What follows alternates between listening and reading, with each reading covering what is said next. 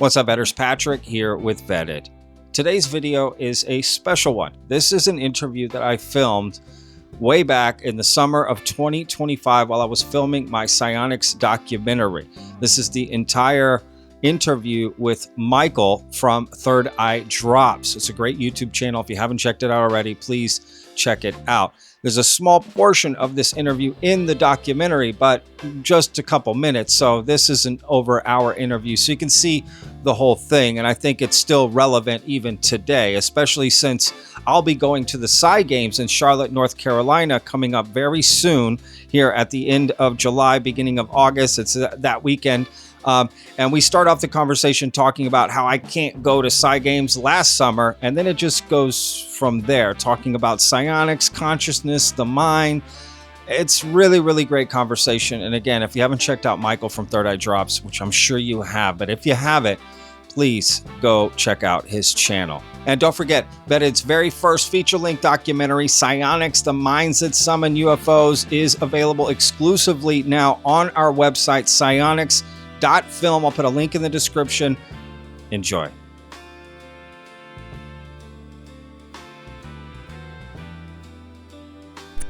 What up, playa? Ooh, from a player, that means there's a game. Dude, you looking good today. You looking fresh, bro. Oh, thanks, man. And you're not going to Psi Games, right? I just can't make it, dude. Yeah, it is interesting because there will for sure, I think, be elements of that world there, you know, privately or publicly. And yeah, I just don't know what to expect, really. I was talking to Chris about it a little bit, and we were just, you know, the same way, and this can be recorded at any time now, by the way. Okay. You know, in the same way that it's fun at like a UFO convention to kind of look around and be like, who's a spook? Or who's a little hybrid? Who's a little hybridy in here? You know, I feel like Psi Games could be that amplified considerably. You know, because you're actually asking for people who are psychic specifically to show up, and I'm sure that's going to draw in a lot of Delulu, but it could also draw in some real, like, the real thing. You know, and also, I mean, that area of the country is very close to a lot of intelligence agencies. So yeah, I don't know, man. It could be interesting. So you think people may go there to either spy or recruit? Yeah. Or why not? Yeah. Just investigate. And I'm not saying Hakeem is involved because, you know, I don't think he is, but like he is former military. So like knowing people that know people and just knowing that, you know, it's kind of easy to see how that could happen. I don't think that's his intention, though. I want to make that very clear. Is that who's putting it on? Hakeem it's Hakeem? Oh, I didn't know. Hakeem Isler he was at Contact also. Oh, he was. Oh, okay, right on. So he's putting on the Psi Games. And yeah, is that the deal? It's just like I looked on the website and I didn't really see anything about CE5, to be honest with you. So that kind of helped my decision. Like, oh, okay, you know, because I'm really specifically focused on that in particular. Now, granted, like you said, privately, I think that's where more of that stuff is probably going to be talked about, or maybe people, you know, into the night or, you know, whatever, that sort of thing. But yeah, I'm definitely curious to see how it goes and the feedback from people and what it's like, and what if it's all about demonstrating these abilities. Clearly, there should just be evidence upon evidence upon evidence, you know, just smoking gun after smoking gun, right? I mean, that's what I'm hoping. I mean, you know, and I think this would be good to be recording now if we're not. No, I'm recording. Yeah, okay, I'm recording. Great. Yeah, great. And you know, it's to a degree this, you know, whether we call it CE5 or psionics or whatever. And I think this is what our conversation today could largely revolve around, is this is a phenomena that's been with humanity seemingly since time immemorial, and it's mercurial in how it manifests and like the language we put over it and maybe even how people are experiencing it. But if you just strip it down to the very basics, right? Consciousness interfacing with other, or what seems to be other, or attracting something. That's what we're talking about. And if you start to like mine through history, whether it's recent history or ancient history, it's like, seems like this shit's always been around. It's just, been hidden, whether it's hidden by esoteric initiation or it's hidden by uh, classified top secret programs. Seems to be there, man. Yeah, for sure. There's a long history to this, which, funny enough, we are exploring in our documentary. We're setting aside a segment to really dive back into history to see the different names it's been called. Right? Like this has existed, and yeah, it's definitely very interesting. You start to wonder, like, why, if it was maybe prevalent and considered science before and now it's gone kind of into pseudoscience, why? If it was Mhm. so provable and so repeatable, how did it fall Yeah. into sort of pseudoscience or alt science, right? Like, why? I don't know. Well, the government likes to be in charge. They I don't think they love the idea of there being this democratic access to the spirit world or whatever you want to call it. Like, and maybe that's a sort of like dark, nefarious interpretation. Maybe it is just that it's mysterious, it's difficult to pin down, it's hard to prove or disprove. Sure. It's this mercurial thing where you never know if it's your consciousness and subconscious or if it really is external. There's all of that, but I think the more conspiratorial take on it, the more fun take Yeah. is we've been sold a false bill of goods regarding Sure. this, right? And it would behoove the power structures to suppress this as much as possible. The Catholic Church certainly did it. Like world Sure. religions certainly discourage this notion of connecting your consciousness to anything other but than their God that they prescribe to you. Sure. And the government really does the same thing, right? But they do it through more subtle, informationally manipulative tactics, and like all of the archons of science coming out and saying this is false, this is not real, this is delusional, this is pseudoscience, and then they weaponize that against the masses psychologically until all of us, our knee jerk is just to dismiss it and be like, nope, that's not possible because Neil deGrasse Tyson told me. It's like Yeah. Yeah. that's it in a nutshell, I guess. Sure. Yeah. I mean, that's totally possible. Yeah, I guess I just struggle with why still. I know you explained a few whys there, but that doesn't seem enough to me. Like, they don't want us to have the power, but if it's a power we already have, I don't know how they could hide it from you. You know what I mean? It would just seem like people would be accidentally doing psychic stuff all the time. I guess I try to compare it Yeah. to what else in history is similar to this. What other thing is so mysterious it can't be proven, but it's real, right? And it's hard to like, what's another example that you can think of in history that's similar to this, that was then Yeah. proven to be true and accepted? Well, well, yeah. I mean, I think proven to be true and accepted is harder, but something that's talked about with more cultural authority by people who are highly respected. I mean, my favorite sort of branch of history. I mean, this has existed for sure in like Hindu yogic, Vedantic sort of circles in Eastern, Western. But the one that I'm the most intrigued by, for whatever reason, is the sort of Greco-Roman history. The Platonic, the Hermetic. Um, and one of these ancient techniques that's talked about with just such reverence and respect is this practice of theurgy. And so this is a word that just suddenly starts showing up, I guess, relatively around, Common Era. I think the very first person you get talking about it is this philosopher sage named Iamblichus, who talks about theurgy with this deep reverence, like I said. And what is it? It's literally making yourself a vessel for external consciousness to come through you. And this isn't like just spirit mediumship or, like whatever spirit wants to come down. This is like forming like a covenant with the divine and like getting the highest divinity possible to come into you and work through you. And what's interesting is, so there's already some clear overlaps to CE5 and to, Sure. psionics there. But he also talks about like physical manifestations of things, how things appear, certain kinds of light, certain kinds of figures, certain kinds of qualities, and how to discern what's what based on those manifestations and based on what you're experiencing. So there certainly was a time where you go back in history and it just seems like everyone is assuming that we're living in this giant panoply of disincarnate intelligences, from the very, low and earthly and elemental to the very highest, like archetypal gods that are like way, way, way beyond the reach of human intellect, but they can still, if they choose, send something of themselves down to us.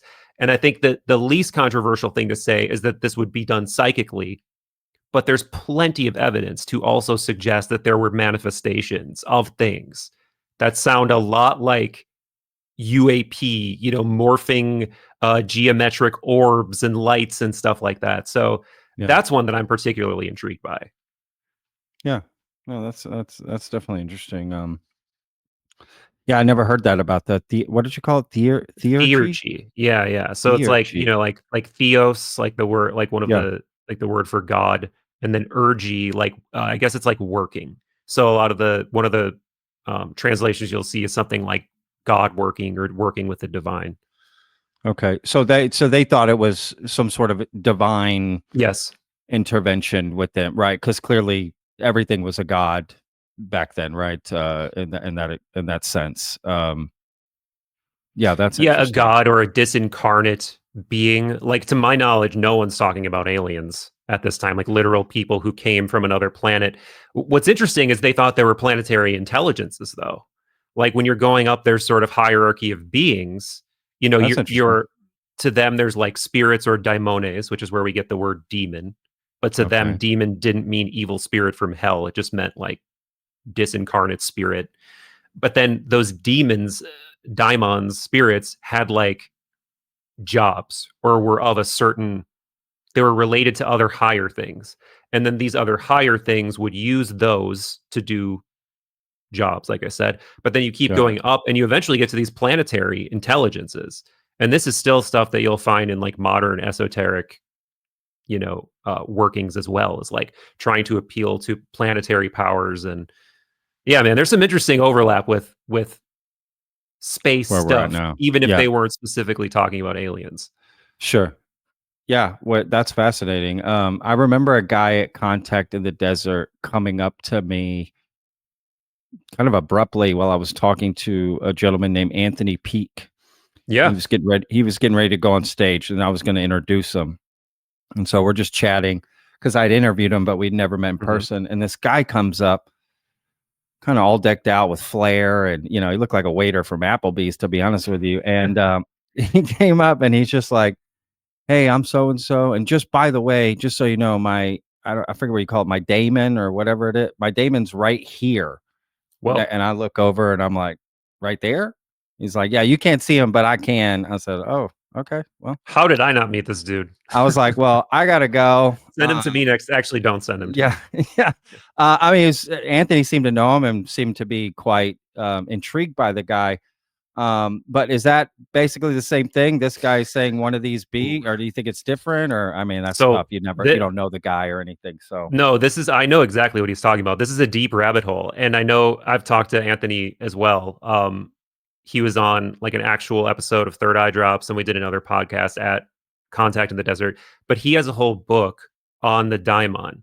So this is related to what I was talking about, but it's there's another piece of lore that persists to modern day, which is this notion of like a personal spirit or a personal guardian. That's what it was. So if you go back to Plato's Republic, the end of Plato's Republic, there's this incredible near-death experience story of this soldier who revives basically just as they're about to throw him on the funeral pyre. And then he goes through this whole story of what happens after you die, this like intermediate state that you go before the fates, you eventually get reincarnated, et cetera, et cetera. But part of that grammar is you get your own personal spirit or daimon that you actually select. And that thing is like the thing that knows your fate that you selected before you incarnated, but you as like Patrick walking around, like you don't remember this, but you feel it in subtle pulls, right? In things that interest you and things you can't quite explain. Why do I like this? Why do I just feel so drawn to, exploring the unknown, exploring extraterrestrial intelligence, psionics, whatever? Those are the types of things that are like hints from that thing, from that daimon, from that spirit. So, and again, modern esotericists take this idea very seriously. Like there's a whole elaborate thing that you do to try to get in contact with this thing and be able to dialogue with it. So yeah. Wow. Okay. Does that have any connection to psionics? Like, does that help you in some way? Or is there any theory about that maybe that's what's helping them, sort of an intermediary, right? Sort of exactly diplomatically sort of helping you, connect, I think like an agent or something. Yes. I think you intuited it, because the idea is that thing is sort of your gateway to the non-physical realm, right? Or this spirit realm of spirit or consciousness or whatever you want to call it. We are physical bodies, right? And to the ancients, I'm hugely generalizing here, but we're way more than our physical bodies. We have these subtle bodies. You'll find this in yoga, you'll find this in Hermeticism and Platonism. We have a soul vehicle, which is a very interesting idea, and that could also tie into UFO stuff. But then we have this intermediary spirit, just like what you said, that is sort of our gateway to our earthly consciousness being able to reach out beyond the physical. So yeah, that is definitely its role, at least partially. And so the idea is essentially, to steelman it back, like before you're born, right, you choose this being in I guess it's not the afterlife, it's the pre-life. Yeah, it's like the before time or whatever, right? And you choose this being who you'll then forget about, and then he will be there, or she, whatever, it will be there with you during life, along with you. Is that the idea? I mean, like a guardian angel type?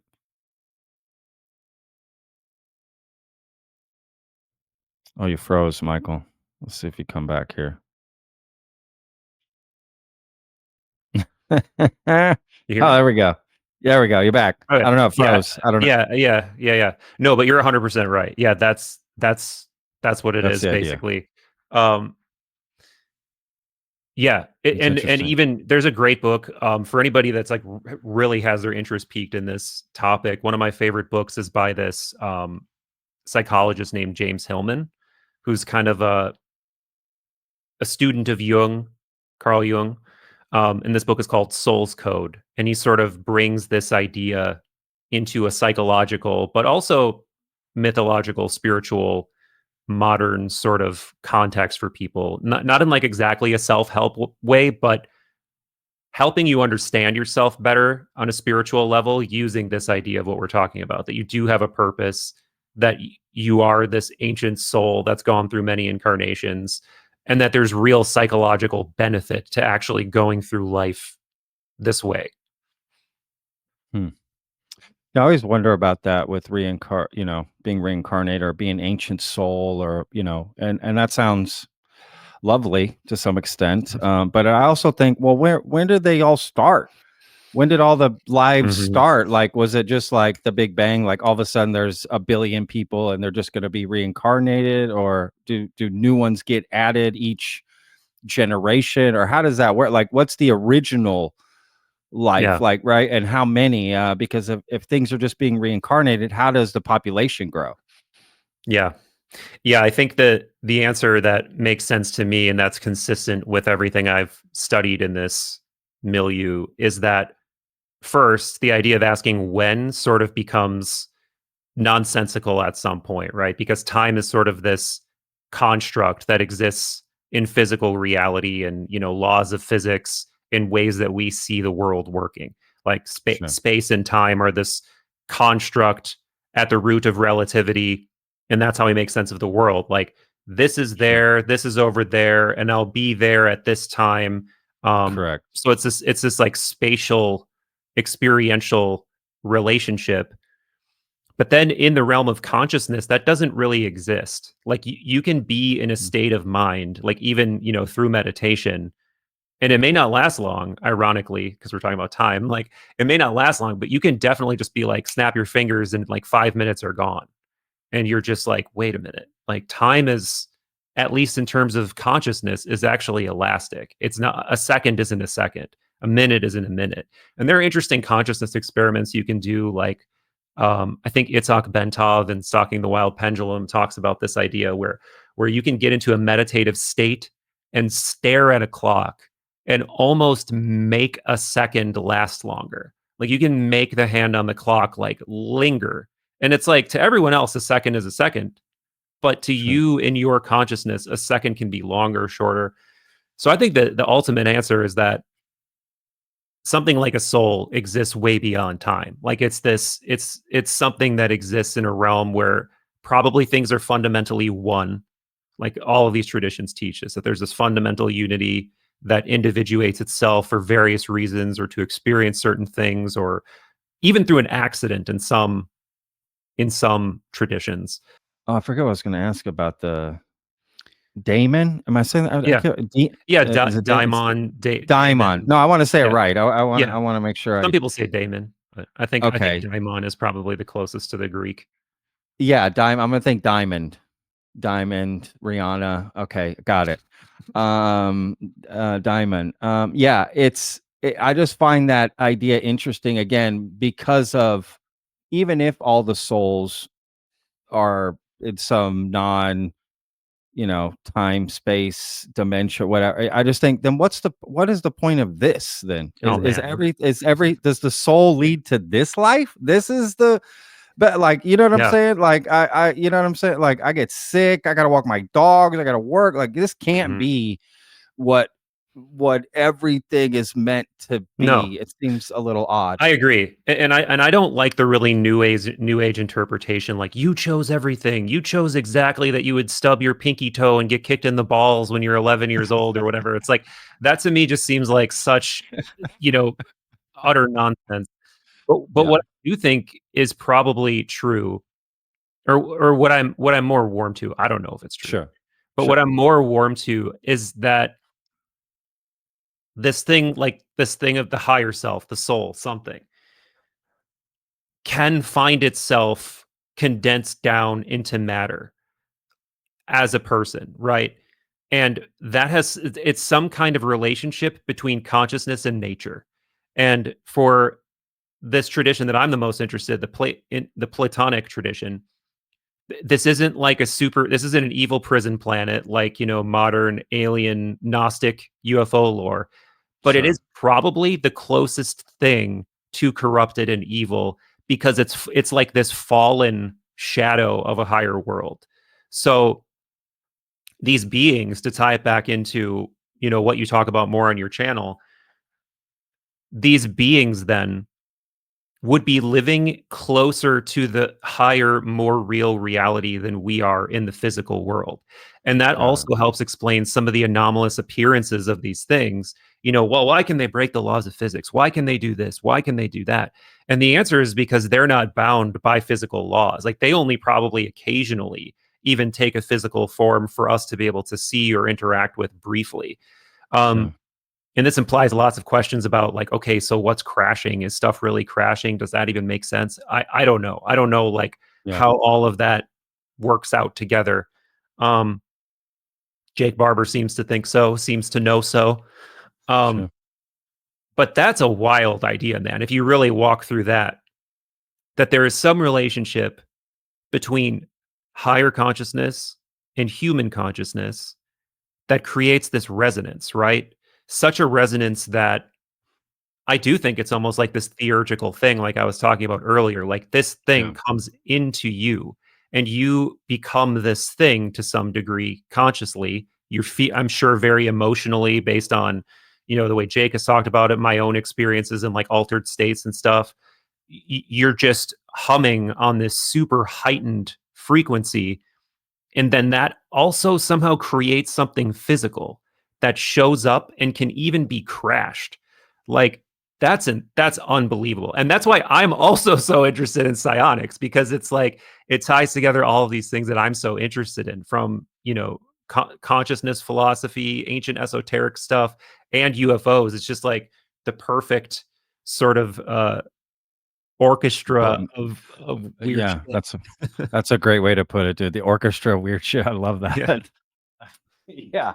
So, like, that's interesting that you said it comes into you. So, do you think psionics is when, you know, you're performing psionics? It's not that you're, you know, melding with the craft or whatever. Like, you're not connecting with the craft to bring it into existence. It's connecting with you to come into existence. Like, it needs you. You're the anchor to the dock, right? Like the rope Yeah. around the dock to bring it in. I've always thought of it the other way around. We're making the connection and bringing the craft in, right? Like I'm lassoing it, out of the sky, right? But kind of what you're saying, maybe it's the other way around. They're lassoing us to come in.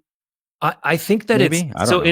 in a weird way. I think it's both, because so here's what my experiences with consciousness and how I've come to understand consciousness is that it's like this range of qualities, right? Like, so for example, you know what it's like to just be absolutely overcome with like rage, right? Just Yeah, be like, you know, do something you regret later, you know, punch somebody or want to punch somebody or just be livid, right? sure. That's like a specific channel of consciousness archetypally that we all can understand.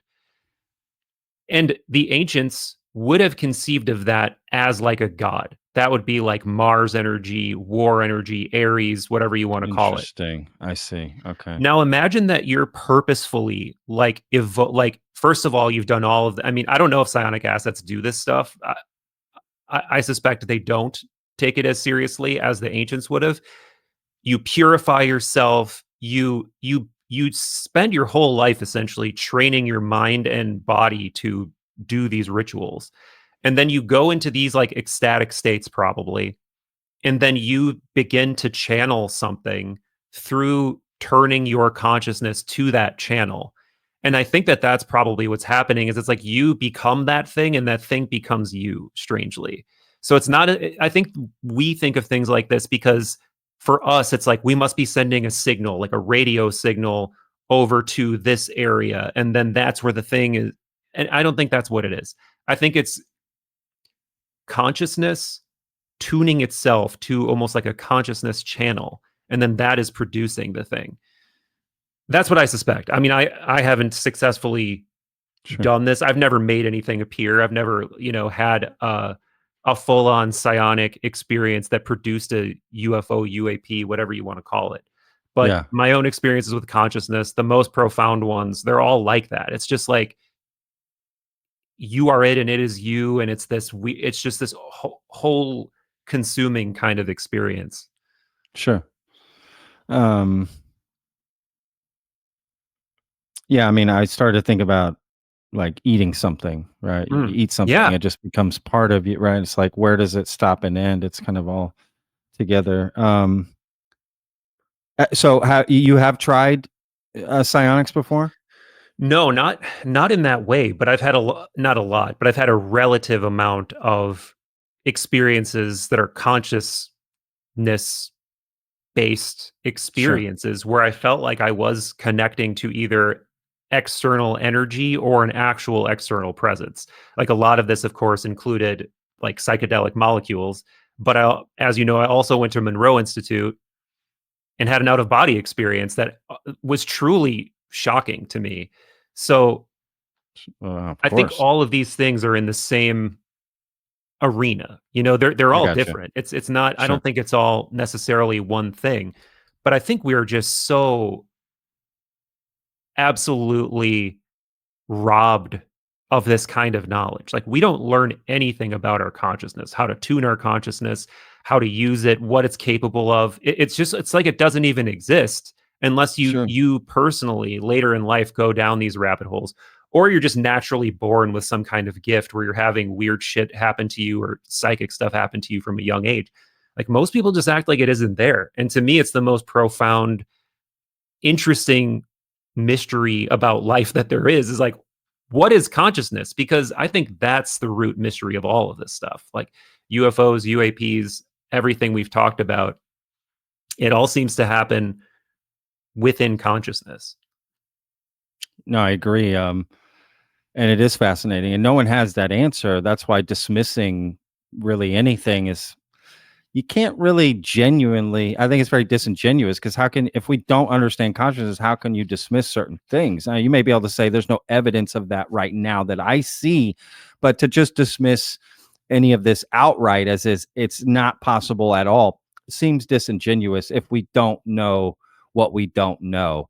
Yeah. Now, the consciousness thing is interesting, because it's like we're trying to understand our consciousness with our consciousness. Yeah, right. Yeah. And that's kind of an issue as well. But we have no choice, right? When people say, oh, you're humanizing these alien stories, or you're humanizing alien intentions, and it's like, well, I don't have a choice but to humanize. I'm a human. Well, how can I set that aside and think otherwise? Even if I think I'm doing that, I'm not. I'm still a human thinking like that. So it makes sense that we're going to reference everything or put it through the filter of being a human. Anything we discuss or think about or ponder always goes through that filter. It's impossible not to, right? So Yeah. that then becomes a struggle, because then you have to wonder, what can I believe from myself? Can my consciousness play tricks on me? Can it show me things that aren't, quote, real? But then you ask yourself, well, what's real? If I experienced it and someone else didn't, that's okay. What does that mean, right? Because they talk about shared experiences as being more of reality, right? We shared this experience, right? But what's to say that my singular experience that no one else experiences isn't real to me? It's a lot. It's my mind starts melting when I really try to break that down, right? It's like, oh, it's so confusing, dude. Yeah. I mean, and one of my favorite statistics from a study to illustrate that point, as you may or may not know, there's been a huge resurgence in psychedelic science in the last decade or so. Yeah. And in one of the studies they did with psilocybin, we called it just doing drugs back in the day. Right. Whatever. Yeah, and I think that's part of why it gets diminished within culture. But Sure. but a lot of people, so in one of these studies, I don't remember which one, but it's cited all the time, and I could try to find it. But it's like people who have these experiences rank it among the most consequential and profound of their life. So it was like 70 or 80% participants put this experience they had in this psilocybin study on the same level as the birth of a child or the death of a parent. Wow. And it's like then someone wants to come along and tell you that's not real. Sure. It's not real because it was in your mind. It's like it. Totally. But my mind is real. Like anything that happens in my mind is real to me. Right. Yeah. That's interesting. I mean, I've definitely experimented myself back in the day, back in my 20s. But it was definitely more not for any scientific purposes. Yeah, by no means were these science experiments. They were just to have fun and be in an altered state that seemed fun because it was a different state of mind than I was, not used to having. And then trying to experience the things that I experienced normally in life, but while on these substances, right? I remember the first time I smoked weed, I thought, and I watched some movie with my girlfriend and we ate some meal, and I just said, oh my God, this is the greatest meal I've ever had. This is the greatest movie I've ever seen. I said, now I feel like I have to experience everything I've done in life, but high on weed. It was like, it was going to be, different. Clearly I've let that go, but I do find that quite fascinating. And I've had some pretty, what I might call profound experience. Maybe it's more what the experience taught me about myself, if that makes sense. Because the experience that I had on this, the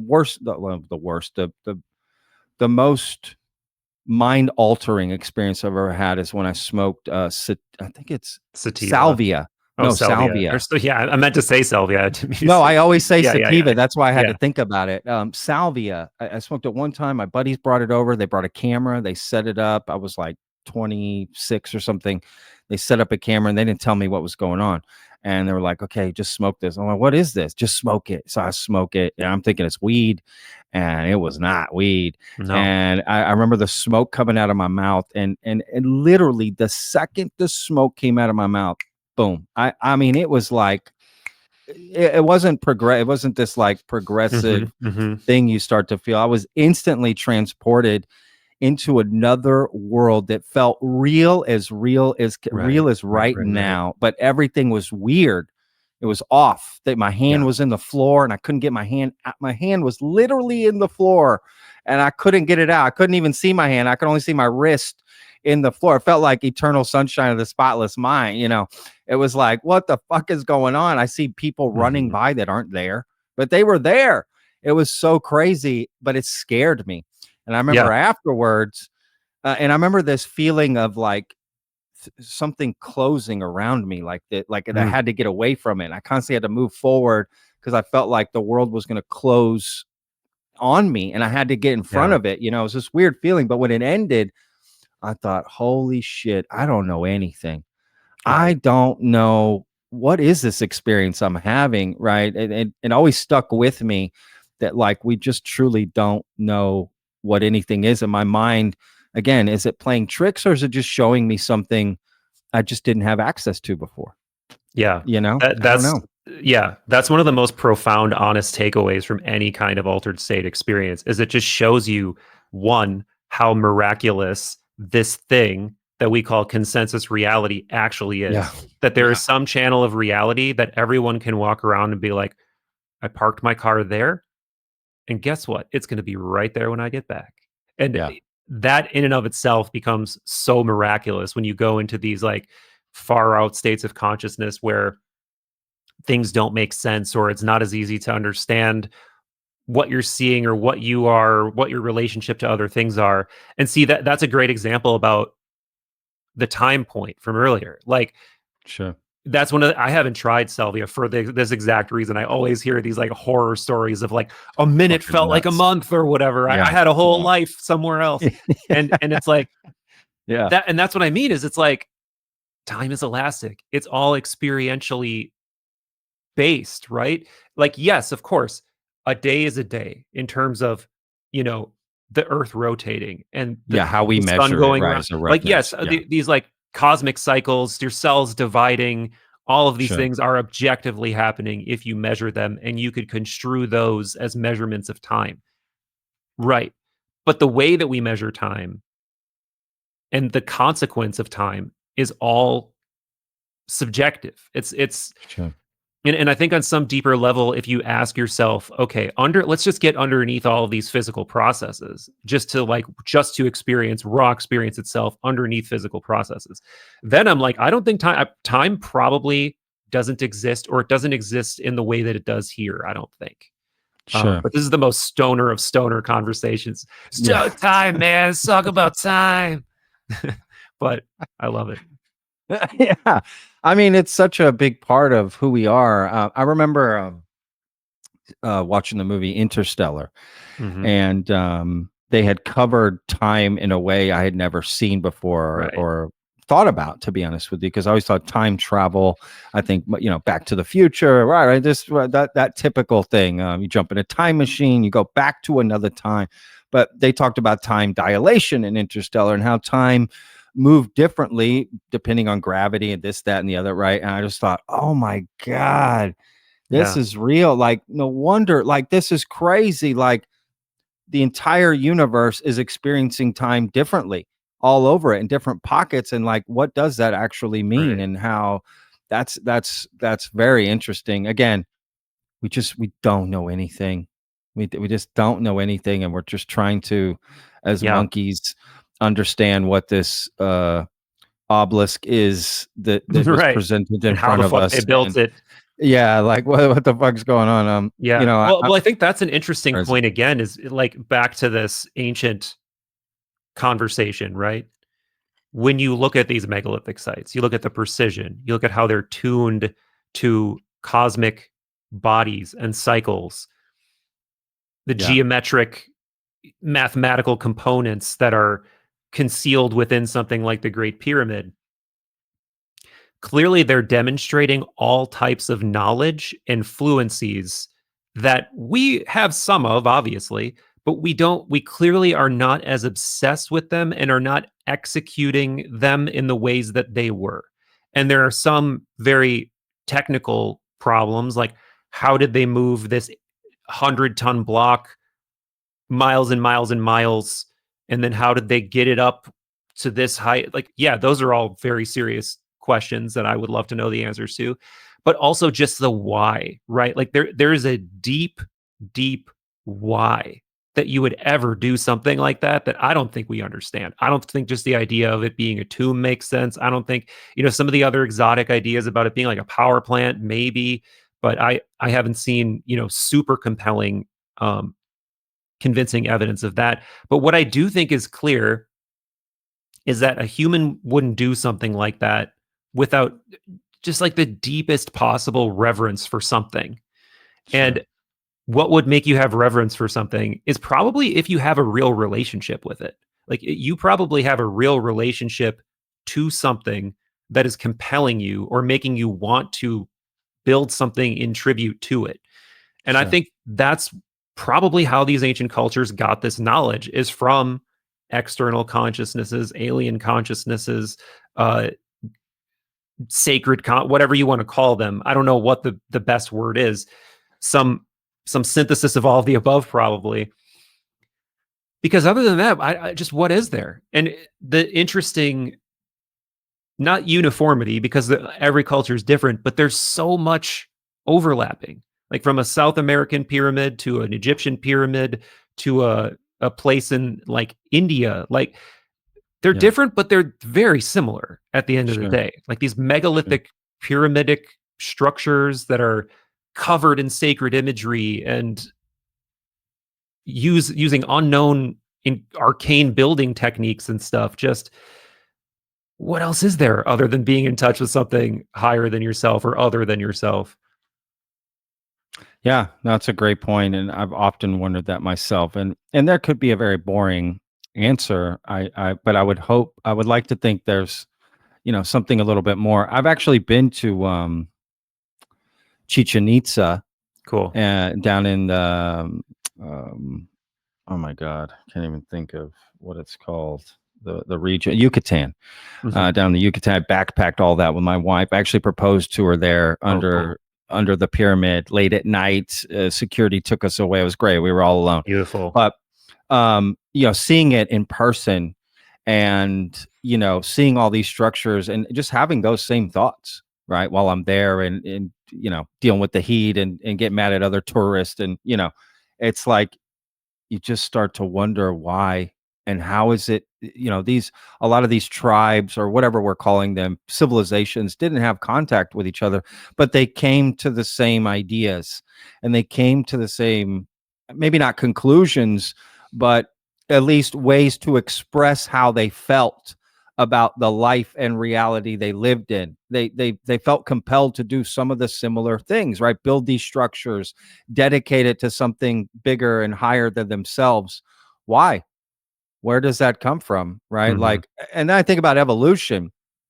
Did we really just come from different whatever cavemen that whatever, we fought each other off, we kind of mixed and matched with them and had babies, and even got down to just a few thousand, I think it was said, that repopulated the billions that are here today.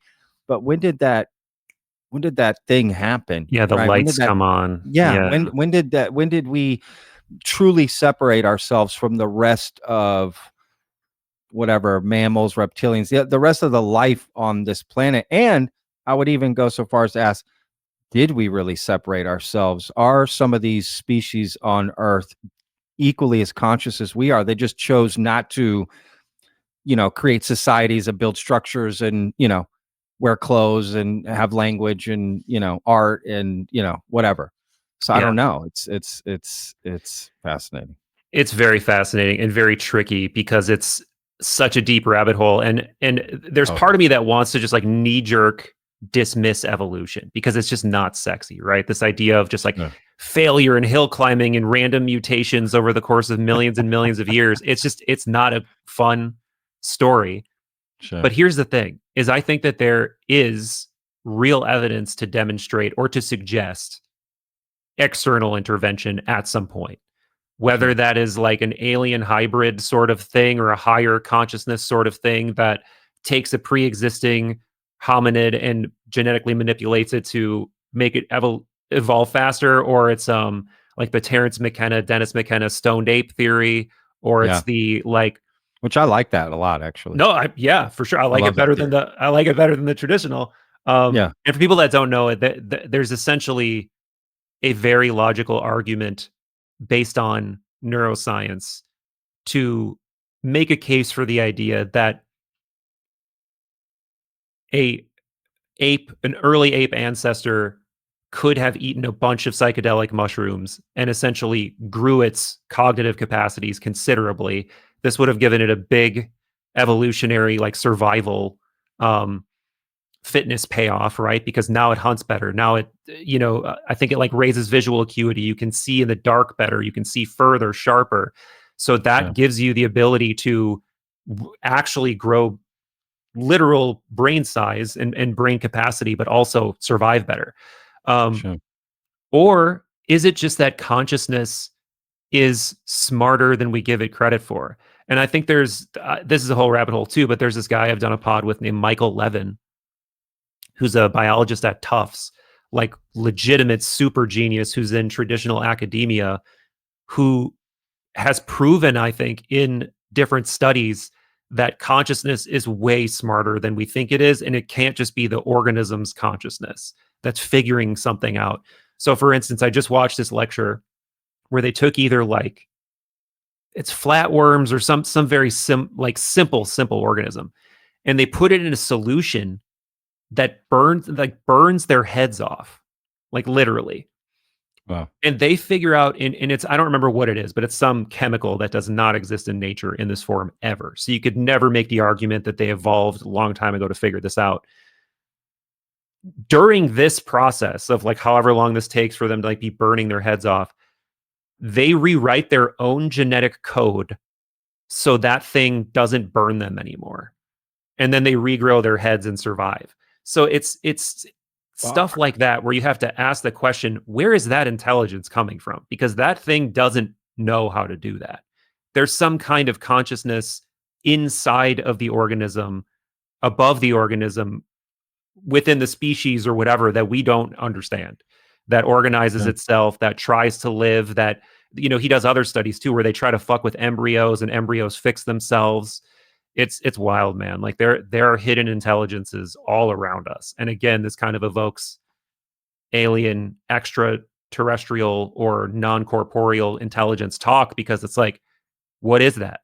Who is that? Sure. What are these things? Like, are they beings? Are they hidden species level intelligences or planetary nature, God? I don't know, but it's super fascinating.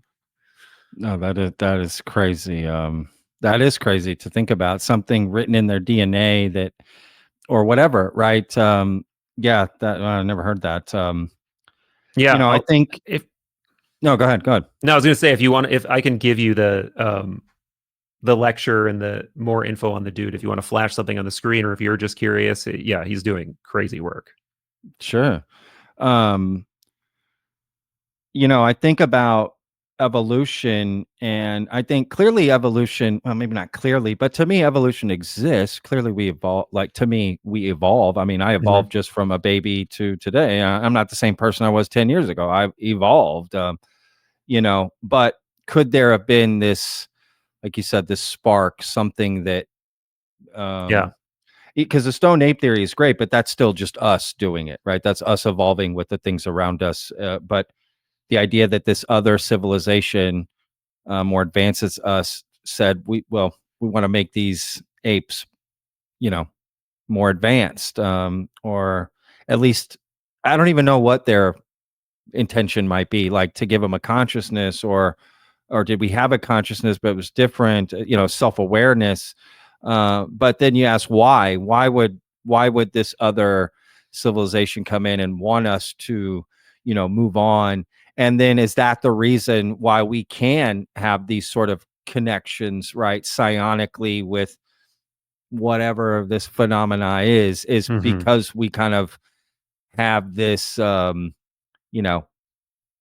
something within us that receiver or whatever that they implanted in it, right? Something that helps us make a connection. I don't know. I guess I'm always trying to figure out the why. The what is interesting to me, right? The what is very interesting. The what, oh, somebody can sit down, meditate, open up their consciousness, connect with this phenomena. Okay, great. But I'm always at why? Why would that even happen? Why does it need to happen? Why do I even do it? What changes from my life doing that to not doing that? If can I have a full fulfilled life by never realizing that, and never, let's be real, the majority of the population has no idea about psionics. They have no idea that it's something even people claim. To be honest with you, even if they've heard of UFOs, this is definitely a newer, even though it's an older idea, repackaged, for today, rebooted. It's like, why? Oh, man, I think there's just mundane answers and there's potentially more complex esoteric answers. I think the mundane answer is like people just don't have time to knowledge seek. They're juggling all of their mundane must-do day job. They're stuck on this hamster wheel of needing to work however many hours a week, raise kids, whatever, just try to make it. But I think, there's the Anunnaki sort of paranoid. Do we have to pay Wi-Files royalties when we say Anunnaki at this point? Do they own? I feel like they do, right? We love you, Gino. Yeah. There's that whole thing, right? The genetic manipulation for the sake of using us, right? Or farming us, or the zoo theory explanation, or using us to mine gold, or whatever version of that story. But then there's the pronoic version of it too, right? Like something wants us to evolve. Something is trying to nudge evolution along, and we are some kind of embryonic species that has this ascension potential. Like this is at the core of a lot of different, esoteric for schools of thought. Like, and so this is kind of interesting in Hermeticism. Like if you read the Corpus Hermeticum, one of the most famous stories is called the Poimandres is one of the titles for it, but it's essentially Hermes is this like philosopher sage figure. He's going out in the desert and he communes with this cosmic spirit of like wisdom and knowledge, and it appears to him as this like cosmic dragon serpent thing, and it actually tells him this whole story of creation. And he explains that humans essentially did kind of fall from a higher form, from this like cosmic oneness and this cosmic logos, but that we also have some kind of ability to reascend toward that thing. And you can unlock this same faculty that you're talking about. You can unlock that within yourself, and you can reconnect with what they would call the logos or the nous, which is like the mind. But it's not just your mind, it's like the mind at large, the cosmic mind. So that's the explanation that I prefer, that we are all born of this mind, right? And we're still in it. We're just locked in some corner, looking in a mirror, like, this is what I am. I'm this little thing. But then you can have some kind of experience that really blows your consciousness open. You're like, I'm not this little thing. I'm actually this huge thing wearing a mask of this little thing. And that's what I like. There's also some other fun stuff about how, we actually at one point were these beings that had no gender, and we didn't need to, reproduce. And we were like much closer to gods, and we had these like immortal bodies. But then eventually, as we get more into nature, we split apart into male and female, and we get caught more in these natural cycles that force us to reproduce and die and whatever.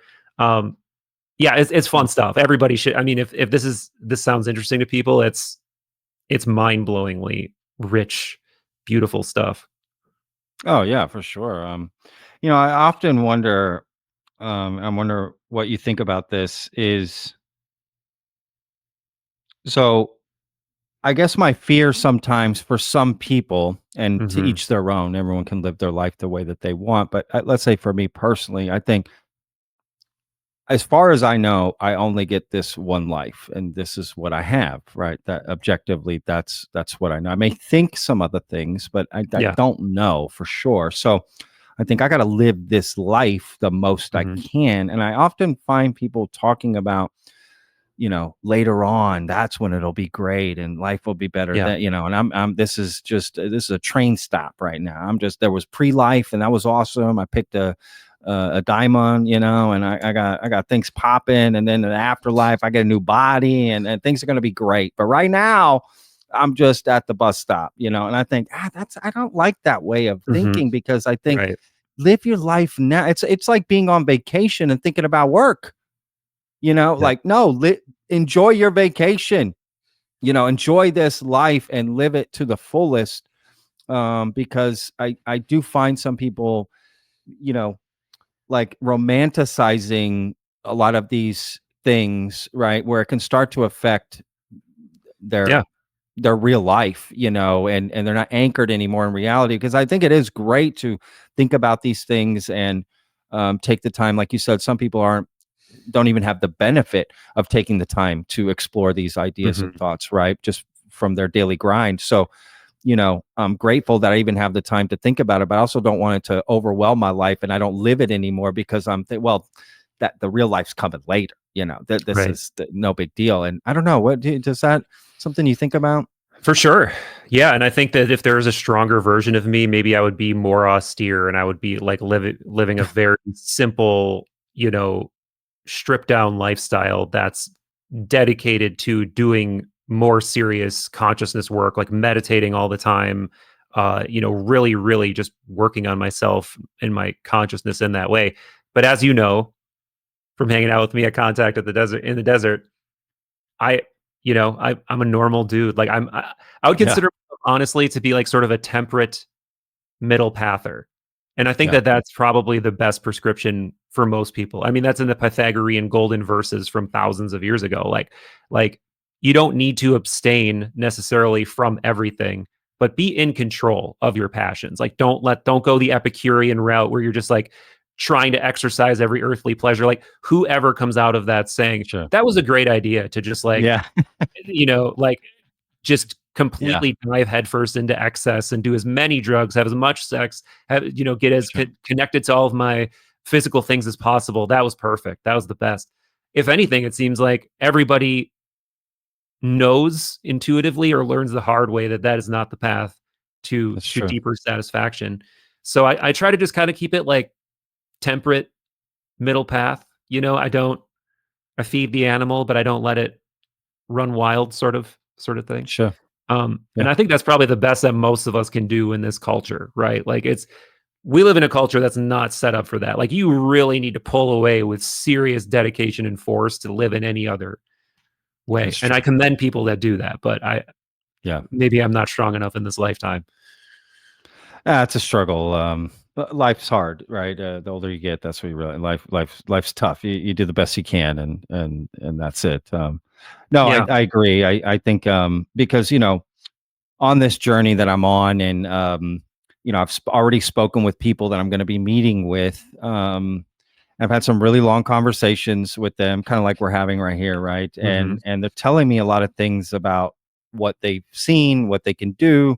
And to some of the people I've spoken with, I think, man, this is too big a part of your life. You're obsessed. Like it's affecting your real relationships with real family and friends in your life, and you're becoming isolated, and you're getting on this island, and then I think, and you're kind of justifying it because you're finding other people who think the same way. So you're thinking, oh, this is the Yeah. right way to let. Does that make sense? And it Oh becomes this yeah. like you're feeding the wrong dragon, in my opinion. I think it's important to think about these things, but like I said, I'm I worry.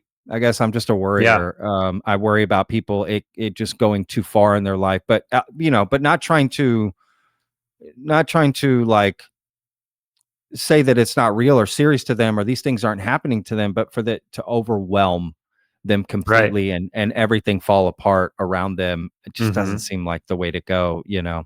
I don't know. It's Well, tough. it's tricky though, because I think everyone that is my hero, your hero, to some degree took great risk, with those risks being probably their safety nets, their families, their loved ones, because they believed in Yeah. something or they knew Oh, something. So sure. or their daimon, if you want to call it that, was pulling them towards something, and they felt Sure. like living any other way is just not my reality. It's not what motivates me. It's not my passion. Now, I think Sure. that you can badly fuck yourself up doing that, and you can completely spin off into delusion and paranoia and schizo territory. And that's not what I'm advocating for. But perfect example, man. I have this giant version of the Red Book behind me. I don't run the cat over. Like Carl Jung, like, dude, he privately, after the worst period of his life personally, wrote this insane book. Like, I can't even, it's Wow. so huge. Holy shit. And it's filled with like visionary art and his own like conversations with things he met within his own consciousness doing what he called active imagination. He Wow. knew that if he published this, people would think he was fucking crazy. So it stayed Yeah. locked away his entire life. Didn't come out until like 2000. I think it's 2008 or 2011. I always forget exactly which year. But it's just filled with like, one man doing all of this art that's in this book. Like, I don't know if you've ever seen any of it, but Uh-uh. Oh, I'll just maybe I have. I don't know. pull some random. I mean, it's just filled with like like insane calligraphy. Um, but anyway, yeah, like this is the kind of stuff that, and he admitted, like, I was within the insane for a while, but I had to go down into that underworld to come back up and figure out who I really was. Sure. And it's like, Sure. you, to a degree, you can't intervene in that process for anyone who insists that I'm doing it, I'm going on this Sure. journey. And Sure. you can try to give them the best advice, but Yeah. most people don't want to hear advice from someone else. Like, they need to learn it themselves. And I'm one of those Sure. people too. Like, I but yeah, can't disagree. I'm one of those people as well. I've done my yeah. own crazy things in life. Yeah, and I'm Yeah. sure there's people in your life who are like, "What the fuck are you doing with this documentary? Sure. What? Like, why do you think this is real? What? Sure. Like, why? What?" Yeah. Well, my whole life, I've always done whatever I wanted, moved wherever, followed whatever dream. I have no regrets. I'm that guy that did exactly what I wanted to do, no matter how crazy it was. And then people just got used to it. People just expected it from me. It no longer became crazy. Anything that I said I was going to do was like, oh, that Yeah, checks. That's how you are, Patrick. You're going to do those things. And I definitely have a lot of friends. I'm in my mid 40s now, so I have a lot of friends in their mid 40s or early 50s who have a lot of regrets, right? They didn't follow some quote yeah, dream or some path that they always wanted to go. Whether they failed or succeeded, it wasn't the point. It was just, did you try this thing, or expanding your mind, or expanding something you have a passion for? So yeah, you make a good point. It really is like a balance. You don't want to avoid it. I think it's important to face yourself in the mirror and look into who you are. But at the same time, not go too far, right? yeah, It's a balance, and it's a personal balance. You're right. I don't know if anyone could tell you what that balance is for you. Only really know. right. So yeah, And yeah, in some ways, man, I'd rather go down in a blaze of glory, sure, just fucking up my own path, than just sit it like spend. I've worked a day job. I've sat in a cubicle. yeah. It's not like, no That's offense to anybody who's dying. doing that. But yeah, to me, Yeah, that's what it felt like. Every day I was yeah, just squirming. I was sure, doing my podcast, I was doing my channel, and I was just like, I've got to figure this out. Like, yeah, I can't do this. Like, this is not for me. Like, could feel my soul just like shrinking or something. sure, And good for you, man. Like, you stayed on the path. You've I'm not saying you've necessarily like crossed some finish line into some fully formed ultra Patrick, Super Saiyan Patrick form, but definitely it's not. like, but you're doing your thing. You're finding Yeah. your people. You have people who respect you and love you for what you do. You know, I've seen your comments, I've seen your Twitter. People are like, you when you're gone for a week, people are like, we miss you, man. Come back, do more. Like, you're finding your people, you're doing your thing, you're individuating, as Jung would say, into that version of yourself through exploring all of this stuff. And I think you'll, especially on this path of looking into psionics and consciousness, I think you'll reach new understandings about yourself and about what it is to be a person. And if nothing else, at least you try, you know? Yeah, I'm with Yeah. you. I'm all about trying. I don't care about it. For me, it's never about success or failure. It's just going for it, doing it, because the bug will stay with me. The thing will stay with me. I can't, like you, I'm doing something I'm not passionate about or into. I can't, I literally can't last a minute. I mean, I just can't. So I've, you know, I've always just done what I wanted to do. It's just that simple. I've been that way since I was a kid. You know, and it caused a lot of problems for my father, especially. It was, you know, old school American, you know, grew up on a farm in St. Louis. You know, it's like there's a certain path you got to follow, and I just didn't follow that path. But yeah, man, you know, regardless of what I uncover on this journey of psionics, I know there will be a benefit just from the people I meet, learning about them, but also learning about myself through them. So whether or not I ever am actually able to, you know, summon an orb or not, I definitely feel it'll be a fruitful journey. That to me is the icing on the cake if it happens, like the cherry on top if that happens. But I'm still getting the banana split, you know. Like if I don't get the orbs, no problem. That's kind of not the point for me. And you know, maybe it was at the beginning, because it's like, okay, I'm doing this production, working with other people. The idea is we want to capture these things that people are saying they could summon. But then as you just start to go down this journey, it becomes personal. It becomes you know, expanding. And really, I've learned in life too, like, you get what you want out of things. We can, me and, you know, you could put a line of 10 people next to me and we could all have the same experience, and everyone's going to describe it differently. Some people will be fulfilled and others will feel not. And it's really just how you take it in, right? How you kind of deal with it and process it. It basically, like, I have the control myself. I don't need to go on a journey or do any of these things to find more out about myself. You know, it just makes it more fun to do it this way, you know? So I don't know. Well, I hope you, dude, I hope you get the gift of an orb and it comes right down in front of your goddamn face and shows you something or reflects something, and you have an indisputable experience, because one, that will evoke so much mystery for everybody that sees it. But for two, man, that's going to open a whole new mystery for you. Like, I haven't had that experience I just described, but I can say it from experience based on, like, okay, I had an indisputable going out of body experience. Yeah. Now what?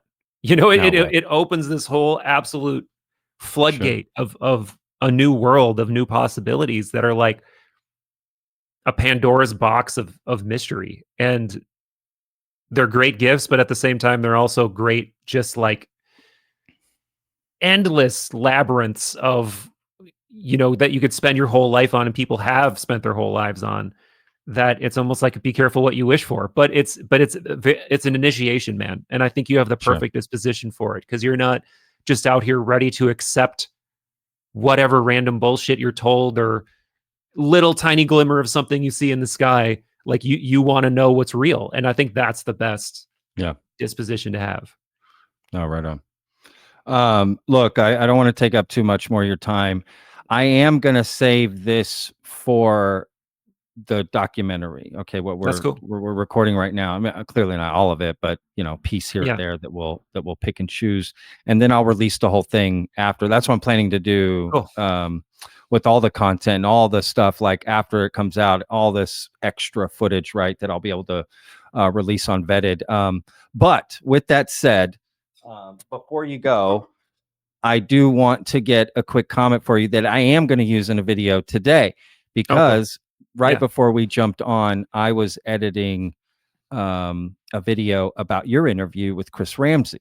Oh, dope. So I was piecing that together. Great video.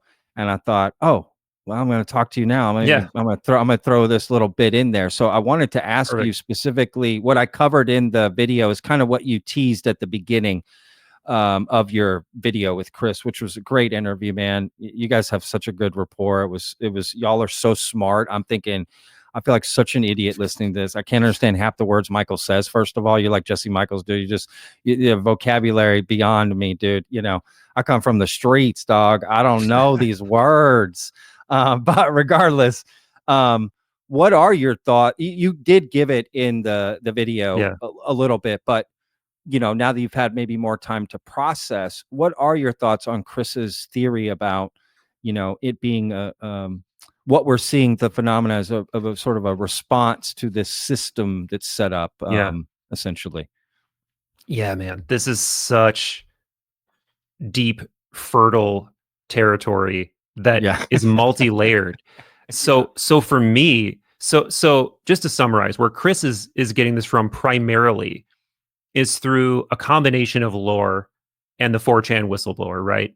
Where there literally is this mobile construction unit or mobile construction units under the ocean that seem to be printing UFOs, for lack of a better term, right? Like built to spec, whatever they need to do, UFOs. And there are all these stories, that may or may not be true about um, naval vessels encountering this thing and just being instantly destroyed, or planes even mistakenly being struck out of the sky by this thing. And then, seeing things on Google Earth that look like they could be these massive um, underwater structures that could be this thing. Elizondo talked about something apparently moving at super high speed under the ocean that was captured on some kind of naval camera or whatever instruments. So that's all interesting, and that's one angle of it. And sure, that could be possible. Why not? And that would explain, as we talked about in that interview, what Dolan has done such an intensely detailed job of capturing all of these USO encounters throughout history. And he's got multiple more volumes of full books on this coming. So yeah, that would explain that to a certain degree, right? That these things aren't just hiding in the ocean. They're literally being created and ejected out of the ocean for unknown purposes. So that's interesting in and of itself. But then I'm really interested in going a layer deeper into like the Jacques Vallée territory of, what if this control system is not just a physical, technological matrix control system, but like something that is built into human consciousness, and that this presence is communicating with human consciousness in this mercurial, gestury, multi-faced kind of way, where sometimes it's an image of, in like Invisible College, he talks about all these different examples of this, of the Virgin Mary appearing to all of these people, or the Umo phenomena that was going around mostly in, I think, Spain, if I'm not mistaken. Barcelona, yeah. Yeah, Mhm. yeah. But example after example of how this phenomena wears many faces and does many things and seems to have many agendas. But maybe the overarching agenda over all of it is to assess and encourage human evolution toward, and if you think about how these faces change over time, right? Like it would have been during medieval times, maybe it would have had more expressly Christian ways of manifesting, or as fairies or as whatever. And now in a modern sense, we get that, but we also get technology, and we also get these like impossible physics. And what does that do? It inspires and implies human beings to be like, how do we figure this out? And by figuring that out, we evolve, right? So maybe it's some kind of carrot and stick thing that's happening. Ooh, yeah. And That's maybe it's one of the interesting. darker possibilities too. Maybe it's Sure. maybe it's manipulation. Maybe it's holding us down in some kind of zoo theory sort of situation. There's a lot of different ways to go with it, but I think there's probably a nucleus of it that's true, and I'm not sure Yeah. exactly which part, but yeah. Yeah. Well, I found that interesting what Chris was saying. Like, it's almost like we're activating the white blood cells of this Yeah. civilization, right? Like to come in and whatever they're doing, which is interesting. Yeah, no, that's a great answer, man. Yeah, it really got me thinking. I really enjoyed that part, and that's why I wanted to make a video about it, because I just thought, oh, this is or something similar, but not the way y'all were talking about it so deeply. And yeah, I mean, at the end of the day, it's hard to Yeah. square it all, right? So you're trying to find a theory that checks all the boxes, right? You're trying to find this quote theory of everything, right? Like, oh, that's why the abductions are similar, and that's why this happens this way, and that's why that, and that, and that. So yeah, you're trying to find this one answer, but it could be just a mix of different things, right? Like you're saying a little bit. So yeah, no, that was great. And that's also part of the danger too, is right. Like, cause we want pattern recognition. So we'll turn it into like pareidolia or whatever it's called, where you're seeing these patterns that aren't really there. And what's the easiest pattern? It's to like draw a circle around the whole thing and be like, it's all that, it's all this thing, which I don't know. I think it's probably a bunch of different things, but that is a good point to dwell on too. The white blood cell thing, because it does seem, to Chris's point, automated at times. Like, why, if it is an intelligent presence, why can you bait it in this way? Why can Skywatcher apparently summon it every time using this esoteric thing called the dog whistle? Why can you drive nukes out into the middle of the ocean like they did in this Operation Interloper and make stuff appear? That doesn't sound very intelligent. That sounds more systemic, to Chris's point. So maybe there's an element of it that's almost AI-like or immune system like or something. That is definitely a part of the phenomenon I think is worth considering. Oh, 100%. No, like I said, it was a fascinating conversation, for sure. Well, awesome, man. Look, I won't take up any more of your time, Michael. I really appreciate it, dude. I can't wait to hear how Games goes, and